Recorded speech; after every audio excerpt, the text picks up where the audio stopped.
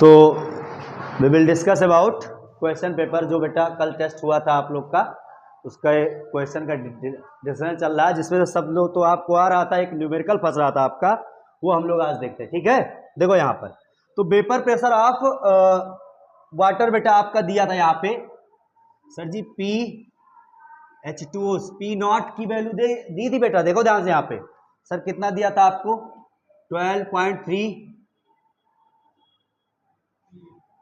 kPa, मतलब बेटा kilo pascal कह सकते हो आप। ठीक है, ध्यान दो बेटा यहाँ पे एट 300 केल्विन टेम्परेचर बेटा calculate vapour pressure of 1 molar solution. देखो बेटा यहाँ पे आपको PH2O पता करना था, सॉल्यूशन का ध्यान रखना, PH2O सॉल्यूशन ध्यान रखना बेटा यहाँ पे, मतलब कब का सर जी, जब नॉन वोलेटाइल इसमें हमने सब्सटेंस डाल दिया। अच्छा, डालने के बाद बेटा जो सॉल्यूशन बना आपका ना, उस सॉल्यूशन का कंसंट्रेशन आपका जो था, आपका क्या कहते हैं, कंसंट्रेशन ऑफ सॉल्यूशन,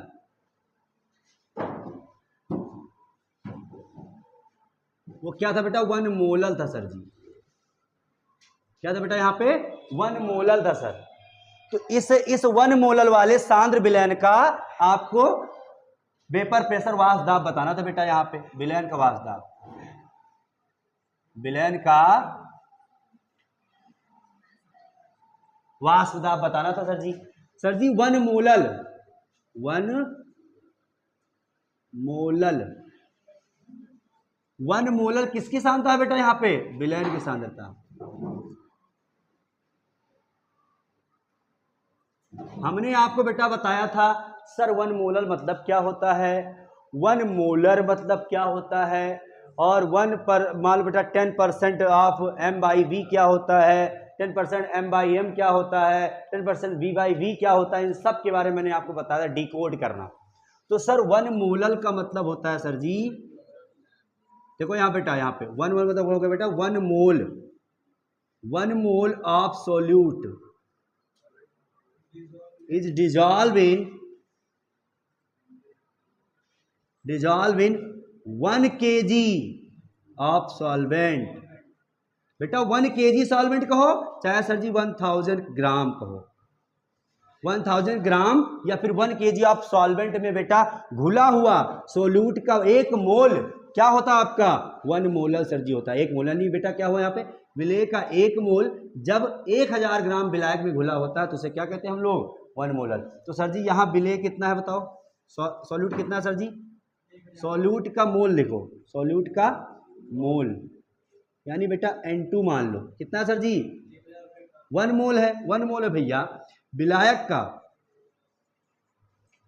का मोल निकालना है सर जी आपको, विलायक का मोल कैसे क्या था सर जी, 1000 ग्राम है मास आपका, और सर जी मोल निकालने के लिए क्या करते हैं हम लोग बताओ, बोलो, 1000 ग्राम मास अपान अड़भार होता है ना बेटा, मास अपान मोलर मास ना बेटा, तो 1000 बेटा 18 हो जाएगा H2O।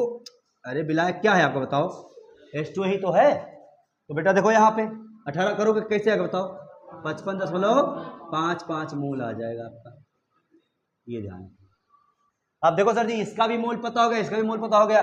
सर जी आप फार्मूला जानते हो, देखो बेटा क्या होता था, P नॉट माइनस PS अपान में P not equal to Chi2, याद करो बेटा, ध्यान दो यहाँ पे। तो P नॉट कितना है बताओ, P नॉट क्या था आपका, जल्दी बोलो, P नॉट आपको गिवन है बेटा 12.3, PS आपको निकालना ही है सर जी 12.3, ये भी है सर। Chi2 मतलब सर जी क्या होगा, N2 upon N1 for dilute solution बेटा, तन के लिए इसको ही रखो आप। सर जी N2 आपका कितना है बताओ जल्दी से, या फिर बेटा देखो अगर आपको गिवन रहे चीजें ना तो सीधे पूरा डाइट कर लिया करो, N1 प्लस N2, डाइल्यूट नहीं, छोड़ो डाइल्यूट। चलो N2 बेटा कितना है आपका, यहाँ पर देखो, यहाँ पर 1 मोल है सर जी, N1 कितना है 55.55 प्लस 1 सर जी, तो 1 बेटा कितना हो जाएगा 56.55 बराबर कितना होगा बेटा यहाँ पे 12.3 माइनस PS 12.3।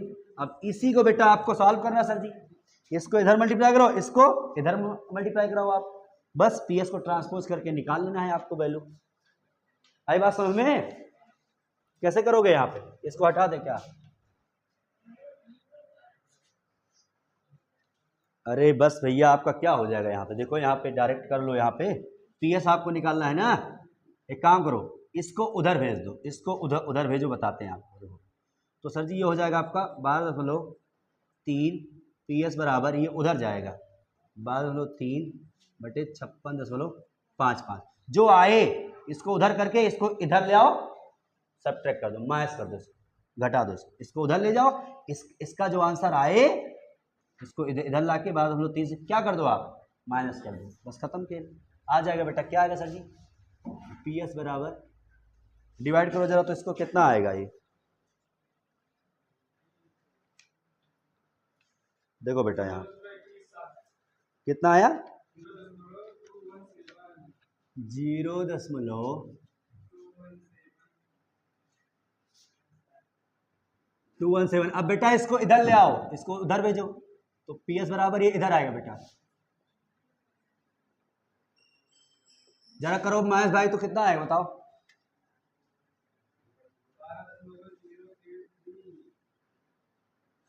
ये आ गया बेटा आपका सॉल्यूशन का वासदाब, ये है बिलियन का वासदाब बेटा, आ गया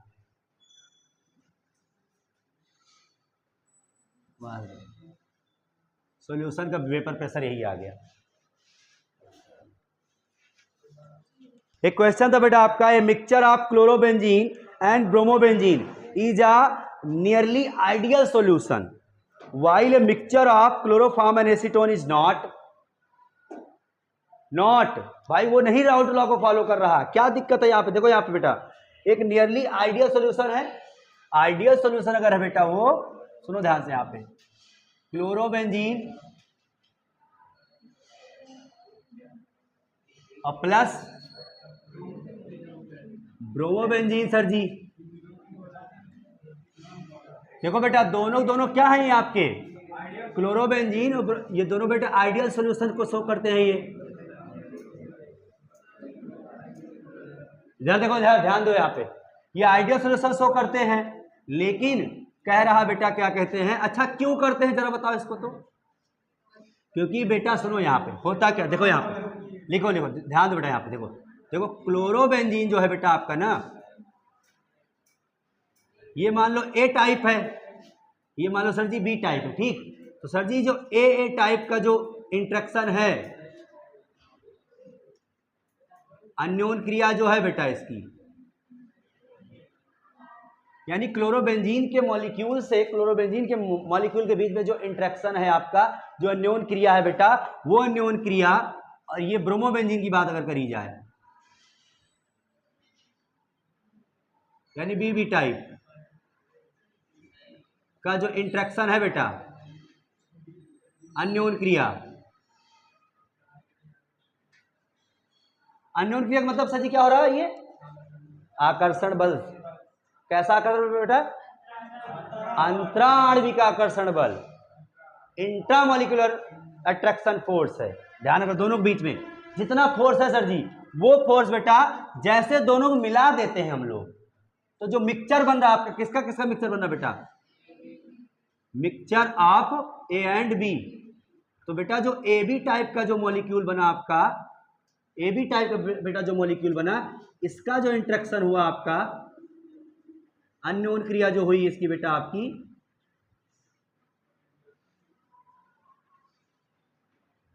वो क्या है बताओ ध्यान से, इसके इक्वल है, देखो ये इक्वल लगा दिया गया, दोनों का क्या बेटा, ये इक्वल हो जा रहा है इनका इंट्रैक्शन, तो जितना ये कोई डेविएशन नहीं कर रहा है, ये कोई डेविएशन नहीं कर रहा है, इसलिए बेटा ये क्या कर रहा है, ये आइडियल सॉल्यूशन को फॉलो कर रहा है, क्यों, क्योंकि सर जी ये राउल्ट के नियम को फॉलो करता है, राउल्ट के नियम से कोई विचलन नहीं शो कर रहा है, ये राउल्ट के नियम से कोई विचलन बेटा नहीं शो कर रहा, ध्यान रखना, राउल्ट के नियम से कोई विचलन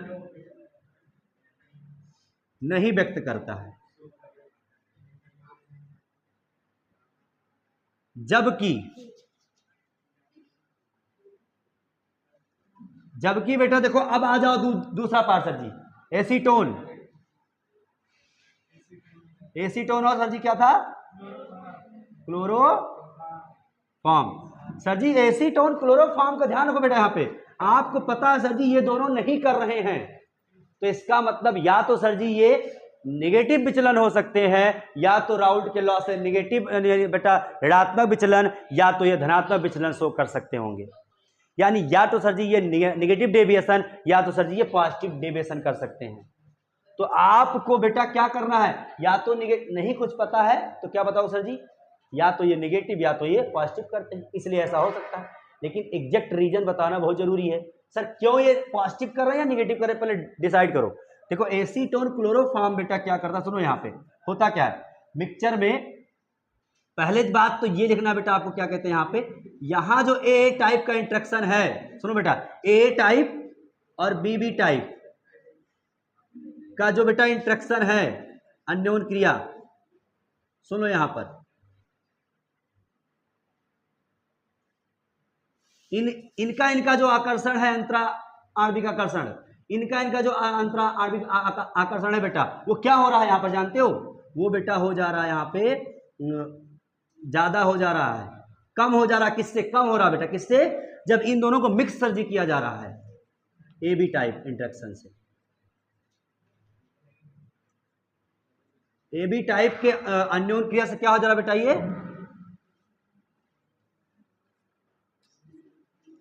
कम हो जा रहा है सर जी ये, और ये ज्यादा हो गया सर जी, इसका इंट्रैक्शन तगड़ा हो गया तो क्या होगा, मॉलिक्यूल को, अणु को जाने ही नहीं देगा मिक्सचर में, वेपर बनने ही नहीं देगा ये। अब वेपर बनेगा नहीं सर जी तो वाष्प क्या हो जाएगा, कम हो जाएगा। इसका मतलब सर जी ये क्या कर रहा है, राउल्ट के नियम को फॉलो नहीं कर रहा है। किस तरीके से फॉलो हो रहा है बेटा, उसे निगेटिव विचलन कर रहा है। और एक ठोस रीजन सर जी ऐसा हो क्यों रहा है, क्योंकि जब दोनों बेटा मिक्स किए जा रहे हैं ना, तो दोनों बेटा बना ले रहे हैं हाइड्रोजन बॉन्डिंग आपस में, इस तरीके देखो CH3 C डबल बॉन्ड हो, इधर CH3, दिस इज द बेटा एसीटोन। अब क्लोरोफॉर्म फॉर्मूला जानते हो आप लोग, क्लोरोफॉर्म Cl इधर Cl इधर H बेटा, तो इस C का H, इसका O क्या है, ये देखो ये बन गया बेटा हाइड्रोजन बॉन्ड, हाइड्रोजन बंध बना लिया, हाइड्रोजन बंध।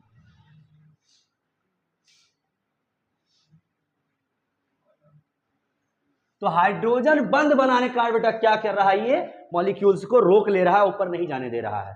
इसलिए बेटा ये क्या हो रहा है, नेगेटिव विचलन, वेपर बन नहीं रहा, वेपर आपका कम हो रहा है बेटा यहाँ पे। तो राउल्ट के नियम से ये क्या कर रहा बताओ, नेगेटिव, तो ये लिखेंगे इट, देखो इट्स मिक्सचर, सुनो बेटा यहाँ पे, it's mixture so negative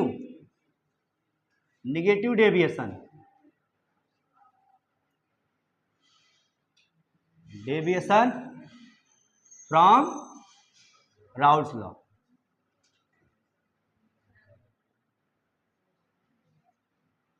Raoult's law से बेटा क्या कर रहा है, नेगेटिव यानी कि सर जी क्या कहेंगे कि इसका मिश्रण राउल्ट के नियम से ऋणात्मक विचलन व्यक्त कर रहा है।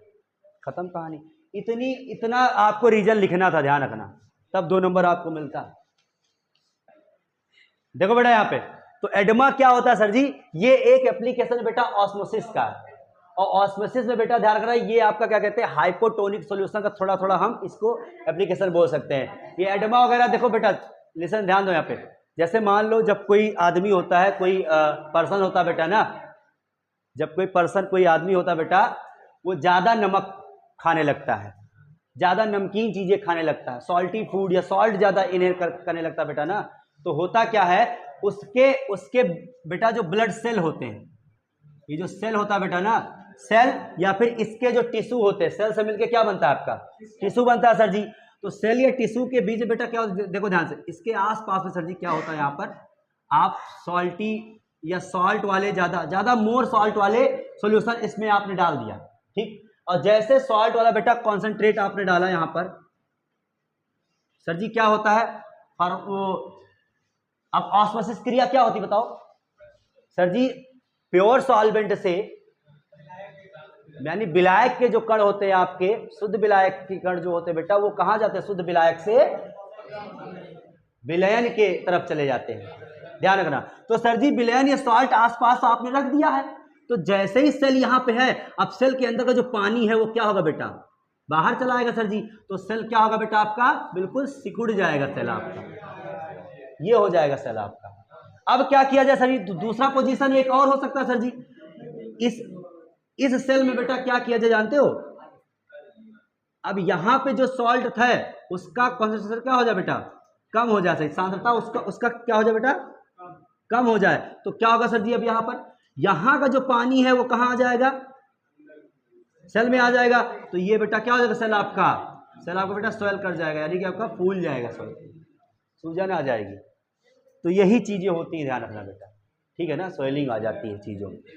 जैसे बेटा क्या कहते हैं, आप जानते हो कुछ लोग कोई बीमारी देखे होगे, क्या कहते हैं कि मांस वगैरह में, मसल्स में ऐसे दबाने लगो ना, पैर वैर के पास या कहीं भी दबाने लगो तो दबा का दबा रह जाता, देखो वहां गड्ढा बन जाता, समटाइम होता नहीं होता है कुछ, अरे बुजुर्ग लोग जो होते हैं उनके अक्सर ऐसा हो जाता है, या फिर जिसको ज़्यादा मोटापा हो जाता है ना, तो ऐसा चीज़ें हो जाती हैं उसके।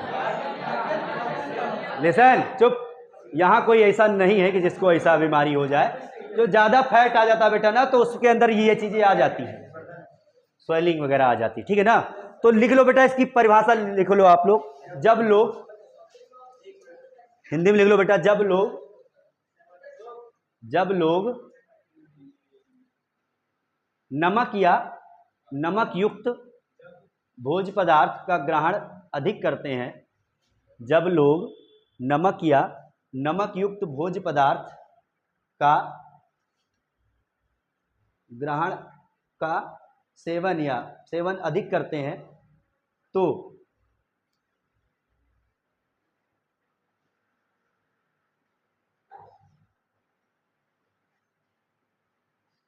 वह ऊतक कोशिकाओं एवं अंतरा कोशिकाओं, ऊतक मतलब टिश्यू बेटा, वही ऊतक कोशिकाओं एवं अंतरा कोशिकाओं के बीच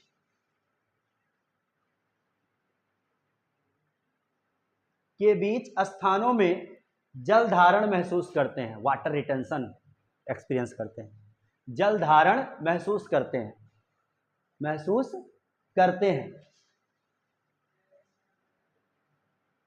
जिसके परिणाम स्वरूप होने वाली स्थूलता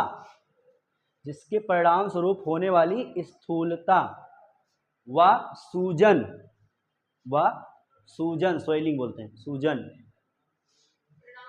स्वरूप होने वाली स्थूलता व सूजन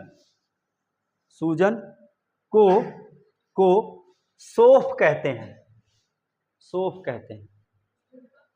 स्थूलता भैया व सूजन सोफ कहते हैं। When people take more salt and salty food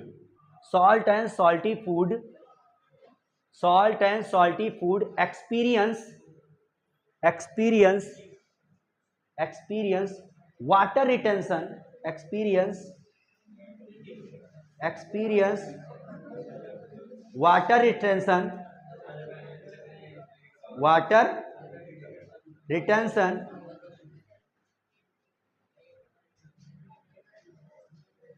in tissue cell and intercellular space,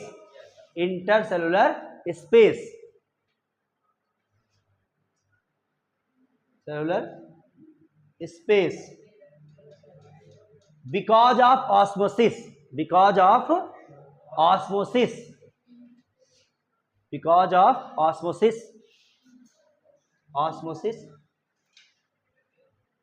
the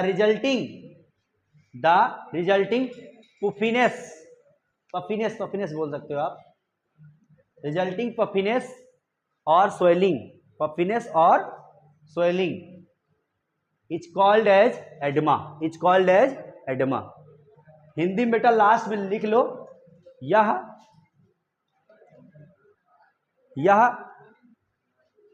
परासरण क्रिया के कारण होता है, लिख लेना लास्ट में बेटा, एडमा किस कारण होता है बेटा, परासरण क्रिया हो जाती है, यही परासरण देख रहे हो बेटा, इस तरीके से परासरण क्रिया ही तो हो रही है, कम सांद्रता से अधिक सांद्रता। चलो अब बेटा आ जाओ आप लोग हेडिंग डाल लो, रिवर्स ऑस्मोसिस, प्रतिलोम परासरण, रिवर्स ऑस्मोसिस,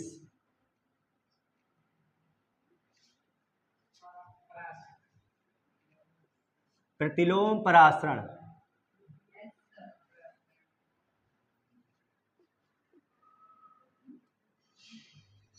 या व्युत्क्रम परासरण।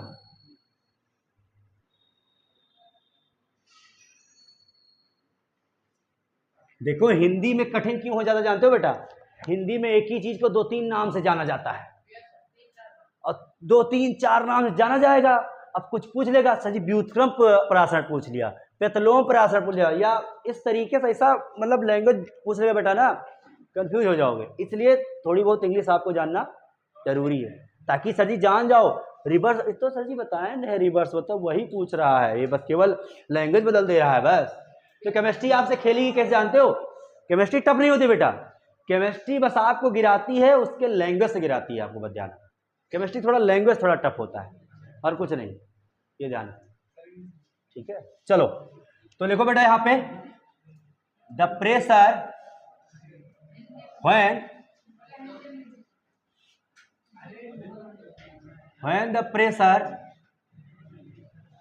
when the pressure applied on solution side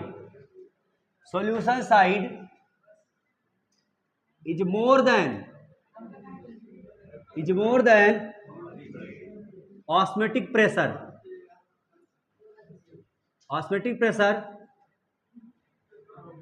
then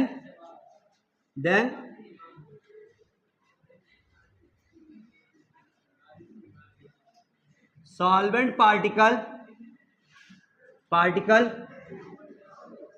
move to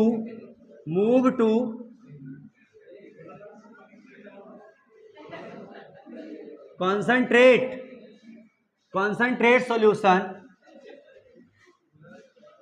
to dilute solution.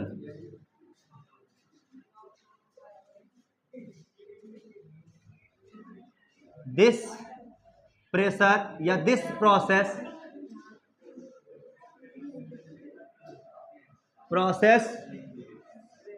called as reverse osmosis.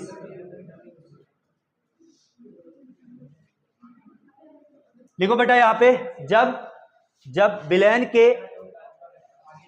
के तरफ देखो, जब विलयन के तरफ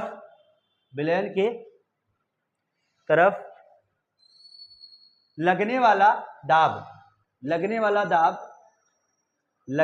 दाब परासरण दाब से अधिक हो जाए,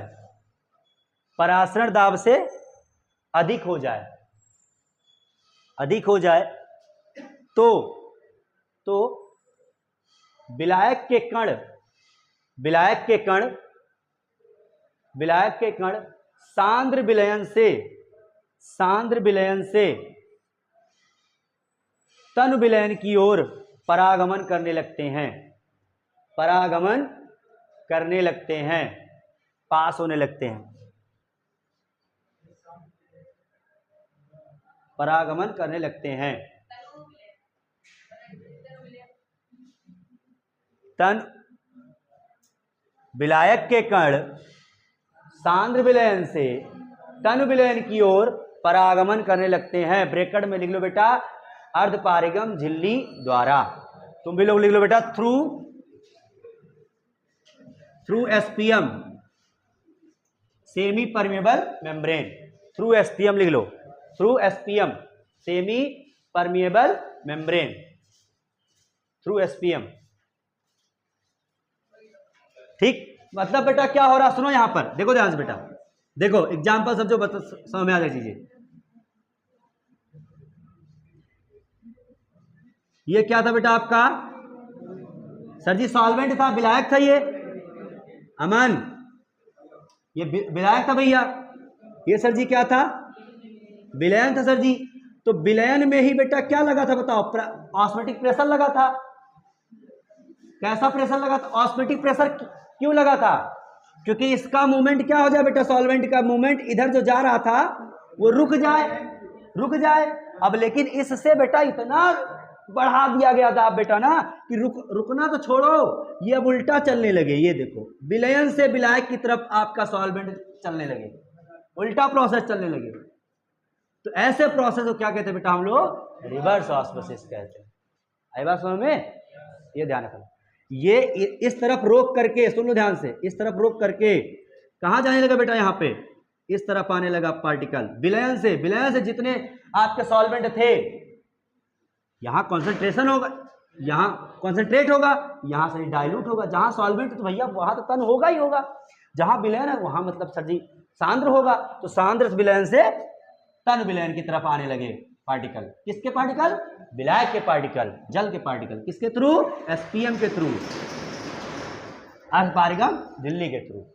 ठीक है, समझ। या फिर छोटी लाइन में नहीं कुछ याद आ रहा सर जी, ऐसा लिख देना, जब परासरण ऐसा दाब, जब परासरण दाब से अधिक विलयन पर लगाने पर उसकी परासरण क्रिया रुक जाए। ऑस्मोसिस प्रोसेस क्या हो जाए, रुक ना जाए, रिवर्स हो जाए। क्या हो जाए, रिवर्स हो जाए। रुक जाए तो भाई तो ऑस्मोटिक प्रेशर हो जाएगा। तो रिवर्स हो जाए, प्रोसेस क्या हो जाए, रिवर्स हो जाए। तो that process called as reverse osmosis. खत्म कहानी। चाहे पूरा इस तरीके लिख देना आप। ठीक है सर जी, इसका एग्जांपल बताओ तो समझ में आएगा। Desalination of water.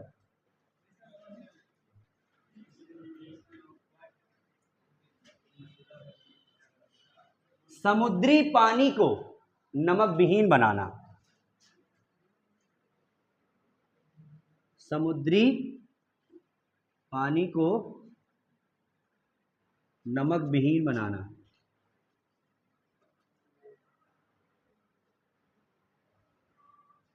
अच्छा बताओ, समुद्र का पानी है सर जी, समुद्र के पानी से सारा पानी निकाल लेंगे और सॉल्वेंट को दूर कर देंगे। भाई देखो सर जी, यहां विलयन था, समुद्र का पानी यहां भर दिया, उसमें नमक भी है और ये वाला प्रोसेस लगा दिया भैया उल्टा मैंने, तो यहां से जितना प्योर सॉल्वेंट था पानी सब इधर आ जाएगा सर जी, और यहां नमक बचा रह जाएगा।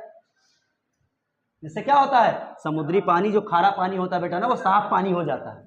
ये बहुत सारे देशों में टेक्निक अपनाई जाती है, मुंबई में ये टेक्निक अपनाई जाती है, ध्यान रखना। बहुत सारे देश बेचारे शुद्ध पानी पीने को तरस जाते हैं, तो बेचारे समुद्र के पानी ठीक कह के ये प्रोसेस लगा करके आराम से कर रहे हैं बेटा, पी रहे पानी। समझ रहे ना, चलो वेरी गुड। अब बेटा क्या कहते हैं, अब हम लोग पढ़ने वाले बेटा आप लोग असामान्य मोलर द्रव्यमान। एग्जाम्पल जरूर ध्यान देना बेटा, ध्यान रखना यहाँ पे, डिसैलिनेशन ऑफ वाटर। समझ गए ना, नहीं समझी?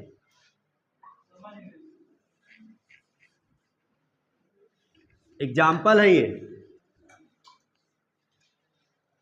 पूछा जा सकता है ऑप्शन में, by which process desalination of water occur, osmosis, reverse osmosis, और कुछ बोल देगा क्या कहते तुम्हारा, और दो चार ऑप्शन डाल देगा उसी में, तो आप जान रहे हो क्या होगा, रिवर्स ऑस्मोसिस। ठीक है। अच्छा, पौधों में बेटा पानी ऊपर जाता है नीचे मिट्टी से, इस तरीके से जो भाई आप जानते हो मिनरल और वाटर धरती से पौधे क्या ले जाते हैं, ऊपर ले जाते हैं ना। ये किस कारण हो रहा है बताओ जल्दी से, ऑस्मोसिस, ऑस्मोसिस कारण, ध्यान रखना। ठीक है, हाँ ये सब पढ़ो, एनसीईआरटी की लाइन है बेटा ये सब। चलो अब बेटा पढ़ना है आपको क्या, एबनॉर्मल मोलर मास। खत्म तो नहीं होगा ये टॉपिक, लेकिन असामान्य मोलर द्रव्यमान।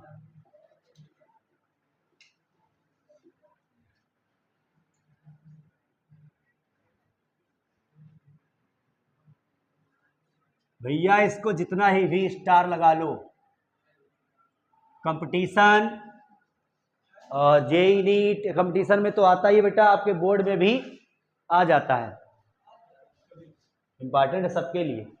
ठीक है, और इसी में बेटा आप पढ़ेंगे क्या sir ji, van't Hoff factor, van't Hoff factor.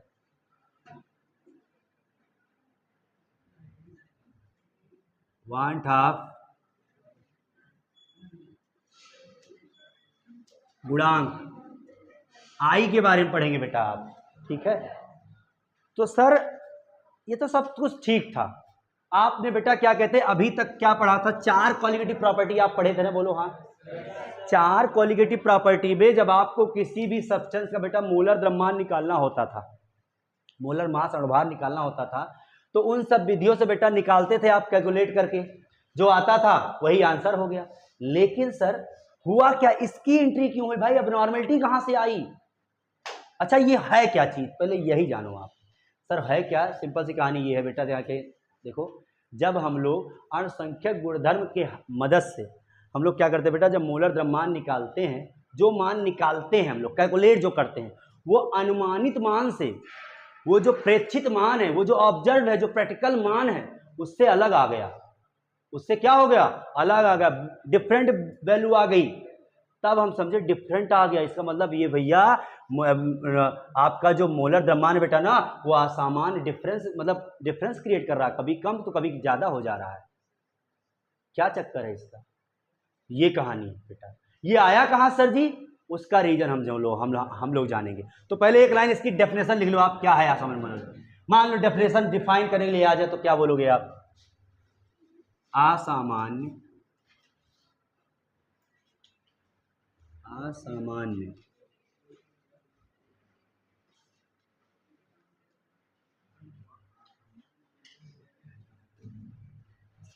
ठीक, लिखो बेटा।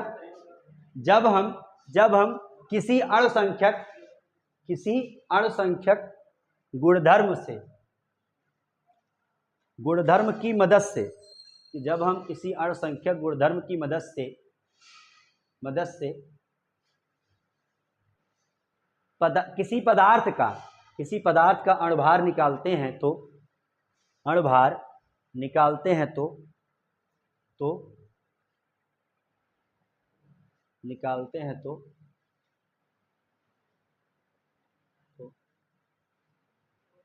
उसका मान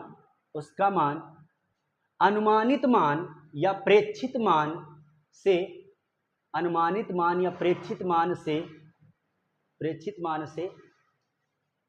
भिन्न आता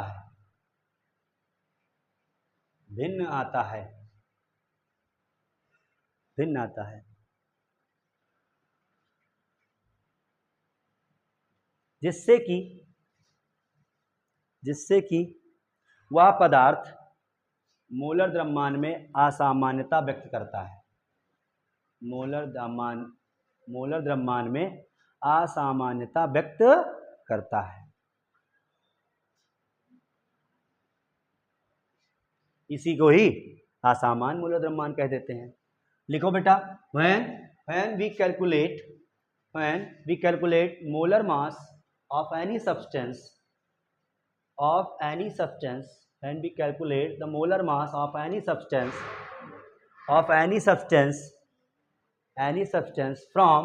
from colligative properties,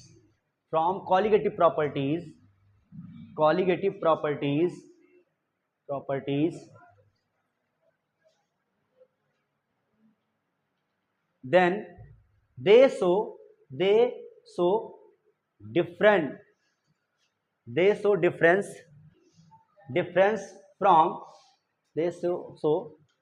from observed colligative property। Observe molar mass, ऐसा लिख सकते हो आप, ऑब्जर्व मोलर मास, और प्रैक्टिकल वैल्यू भी कह सकते हैं हम लोग हैं। And this is called as abnormal mass of substance, या सब्सटेंस कंटेन एबनॉर्मल मास। क्यों हो रहा भाई ऐसा, अच्छा हो क्यों रहा सर जी, ये ऐसा क्यों हुआ? देखो ध्यान से बेटा, देखो समझो बात को। सर जी हमने क्या किया यहाँ पर कि जैसे आपको बेटा डेल्टा टीएफ निकालना था फॉर यूरिया के लिए, किसके लिए बेटा हमको, सर जी यूरिया के लिए डेल्टा टीएफ निकालना था, तो सर जी क्या आया, आ गया हमारे पास सर जी के एफ एम आया। क्या है बेटा, के एफ एम आया। लेकिन बेटा मैंने कैलकुलेट किया, मान लो सर जी क्या कहते हैं आपका तो जी मान लो बेटा 2.3 केल्विन आ गया। कितना आ गया सर जी, 2.3 केल्विन आ गया ये वैल्यू, ठीक सर जी। लेकिन जब सर जी ऑब्जर्व किया गया, ऑब्जर्व मतलब बेटा प्रैक्टिकल किया गया, ऑब्जर्व किया गया बेटा, ये कैसा वैल्यू था बेटा, कैलकुलेटिव वैल्यू था, कैलकुलेट वैल्यू, ठीक। ये सर जी ऑब्जर्व जब किया गया तो क्या हुआ यहां पर सर जी, डेल्टा टी एफ के एफ अपान एक के एफ एम होता ही है, तो डेल्टा टी एफ बेटा क्या आया यहां पर, डेल्टा टी एफ भी बेटा आपका 2.3 के आ गया। अरे ये तो बराबर हो गया, मतलब कोई दिक्कत नहीं भाई, ये तो यार सही है, सब कुछ ठीक ठाक चल रहा है। लेकिन किसका केस था सर जी, यूरिया का केस था। किसका केस था, यूरिया के केस था। अब इसी के सामने बेटा हमने क्या किया, सुनो बेटा ध्यान से, यहाँ पे हमने क्या किया सर जी, यहां हमने सर जी KCl ले लिया। क्या ले लिया सर जी हमने, KCl या फिर सर जी NaCl। मैंने इसका भी लाइन बना लिया सर जी। जब इसका भी लाइन बनाया, अब हम पूछ रहे हैं सर जी डेल्टा टीएफ बताओ, यानी क्वालिटेटिव प्रॉपर्टी ही तो बेटा ये, हिमांक में ऑनोमन है ना, मतलब बताओ हिमांक में ऑनोमन ही तो है बेटा ना। अब सर जी यहां से अगर निकालेंगे तो यहाँ पे क्या रहा, देखो टीएफ जो मान लो बेटा आपका आ गया, क्या कहते हैं यहाँ पर बेटा चलो 2.3 केल्विन ही आ रहा है। लेकिन बेटा जब ऑब्जर्व, ये कौन सी वैल्यू बेटा, कैलकुलेटिव वैल्यू है, कैलकुलेटिव यानी गणनात्मक मान जो हम निकाल रहे हैं, जो निकाल रहे हैं, कैलकुलेट जो कर रहे हैं, और जो देखा जा रहा है ये प्रेक्षित मान है। कैसा मान है बेटा, ये प्रेक्षित, प्रेक्षित मान, ठीक। और ये सर जी गणनात्मक वाला मान है। यहां कैलकुलेट किया तो सर जी इतना आया।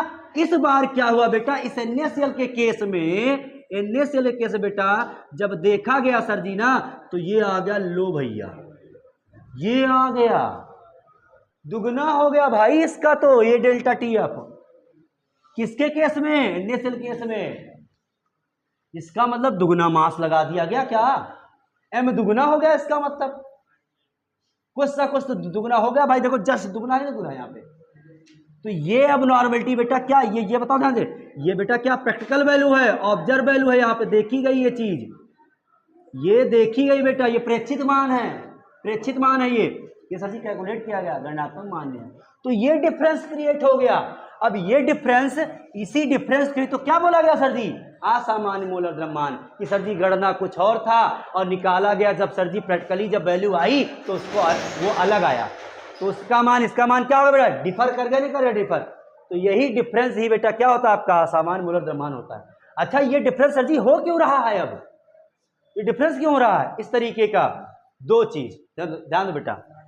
अब एक चीज में बेटा इसका मतलब क्या हुआ, असामान्य मोलर द्रव्यमान अगर पिक्चर में आया तो इसका मतलब ये हो गया सर जी कि जितना हमने गणना किया है और जितना निकाला गया है प्रैक्टिकली, वो वैल्यू इक्वल नहीं हो सकती है, ये ध्यान रखना, वो वैल्यू इक्वल नहीं हो सकती अगर असामान्य है तो भाई।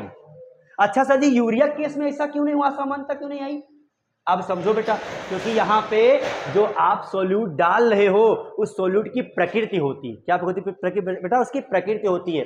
सर वो सोल्यूट आपका क्या होता है, ध्यान रखना यहाँ पे बेटा, आगे अभी हम पढ़ने वाले हैं, डोंट वरी। एक होता है बेटा आपका इलेक्ट्रोलाइट, एक होता है बेटा आपका नॉन इलेक्ट्रोलाइट, एक होता है सर जी आपका विद्युत अपघट्ट, एक होता है सर जी आपका विद्युत अनअपघट्ट या अपघट्ट कह सकते हो आप, विद्युत अनअपघट्ट।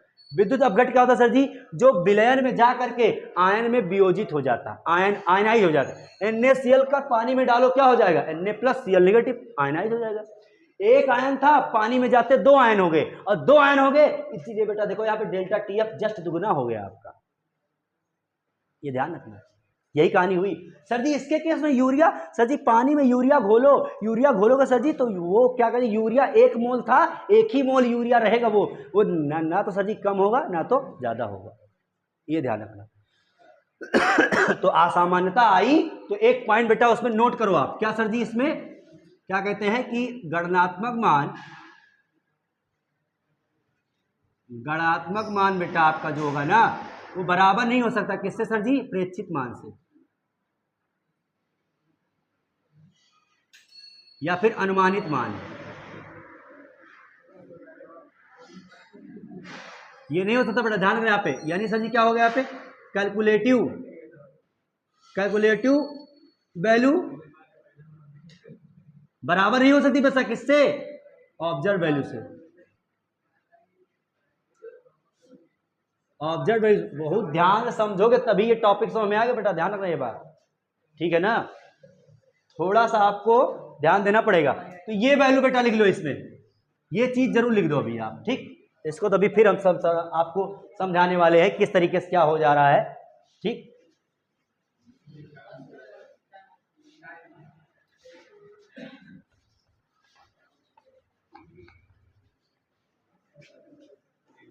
तो सर यहां पे बराबर क्यों नहीं हो रहा दोनों मान बेटा, क्योंकि दो कंडीशन हो रहा बेटा, देखो यहां पे।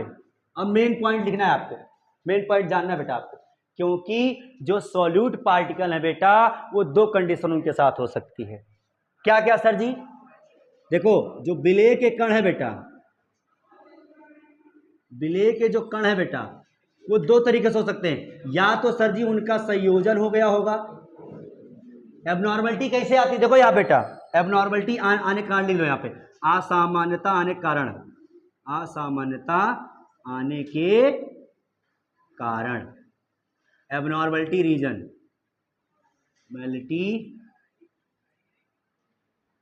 रीजन क्यों आया सर जी, सॉल्यूट पार्टिकल सर जी या तो संयोजन हो जाएगा या तो सर जी उसका वियोजन हो जाएगा, या तो वो सर जी संयुक्त हो जाएंगे, यानी सर जी वो आपके क्या एसोसिएट हो जाएंगे सर जी,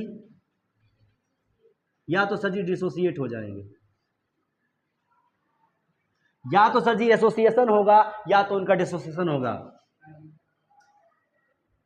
सॉल्यूट पार्टिकल ध्यान रखना। एबनॉर्मलिटी इससे जान गए सर जी ये वैल्यू बराबर नहीं है, इसलिए एबनॉर्मलिटी आई। क्यों आई, रीजन क्या है सर जी इसका आने का, सर विलेय के कण जो विलयन में गया है वो सर जी सॉल्यूट पार्टिकल या तो सर जी संयोजन क्या कहते हैं संयोजन हो गया होगा, या तो वियोजन, या तो एसोसिएट हो गया होगा, जुड़ गया होगा आपस में, या तो सर जी डिसोसिएट अलग अलग हो गया होगा, दो भाग में टूट गया होगा वो। ये दो कहानी होती, ध्यान रखना, ये दो कहानी होती है, याद रखना बेटा, ध्यान रखना, ठीक है। तो सर वो सॉल्यूट के अब नेचर की हम बात करें बेटा, यहां पर ये चीज आप नोट करो पहले इसको बेटा।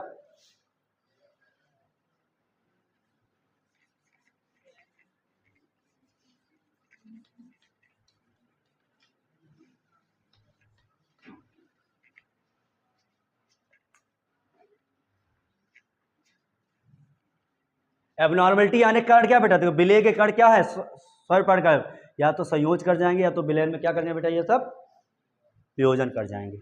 सर इसका नेचर क्या है, नेचर, नेचर नहीं उससे इसका सबके, चलो देख ही लेते nature, nature of solute particle, solute particle विलेय के कणों के प्रकृति बेटा दो टाइप के होते हैं सर जी, एक होता है इलेक्ट्रोलाइट, इलेक्ट्रोलाइट, एक होता है नॉन इलेक्ट्रोलाइट।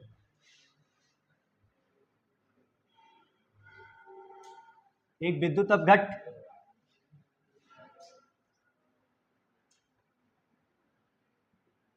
एक बेटा अनविद्युत अपघट्ट।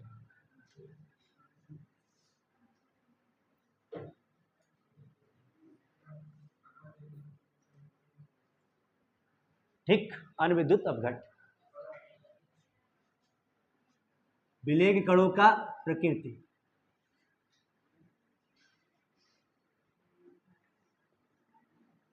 की प्रकृति दो तरीके से बेटा होता है।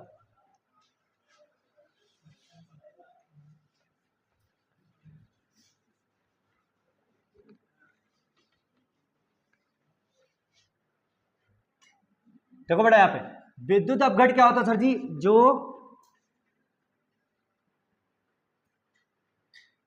आयन में वियोजित हो जाता है, किसमें बेटा, विलयन में, ठीक ना, ध्यान रखना विलयन में, विलयन में जाते ही आयनाइज हो जाए, जो आयन में टूट जाए। और ये क्या बेटा, जो आयन में नहीं टूटता है, जो आयन में नहीं वियोजित होता है।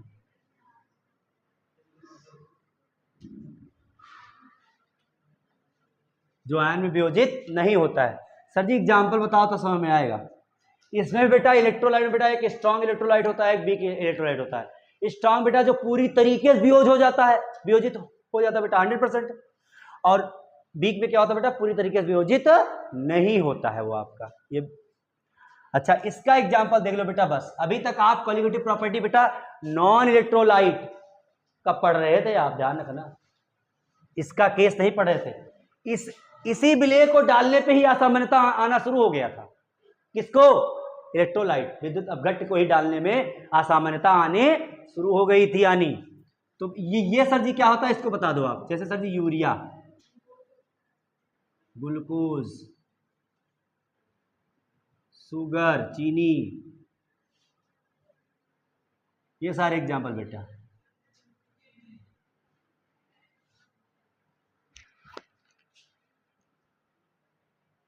ग्लूकोज, फ्रक्टोज लिख दो।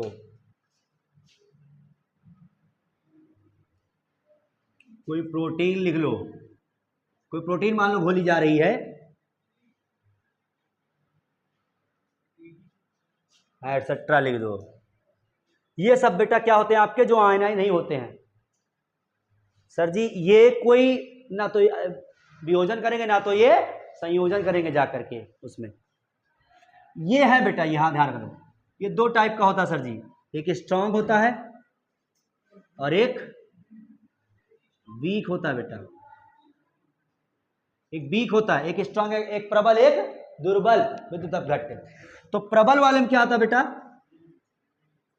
सर जी, KCl, NaCl, K2SO4, ये सब बेटा आ जाता है। इसमें सर जी क्या आता है आपका CH3COOH, HCOOH, HCN,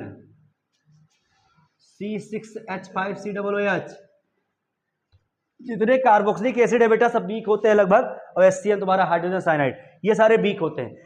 ये सब बेटा पूरी तरीके से आयनाइज नहीं होंगे, ये पूरी तरीके से आयनाइज हो जाएंगे। इनको आप लिख सकते हैं, पूरी तरीके से आयनाइज हो जाते हैं। ये पूर्ण रूप से आयन में वियोजित हो जाते हैं।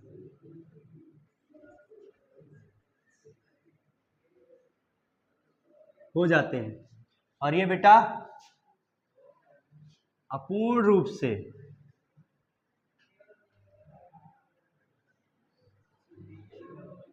वियोजित होते हैं।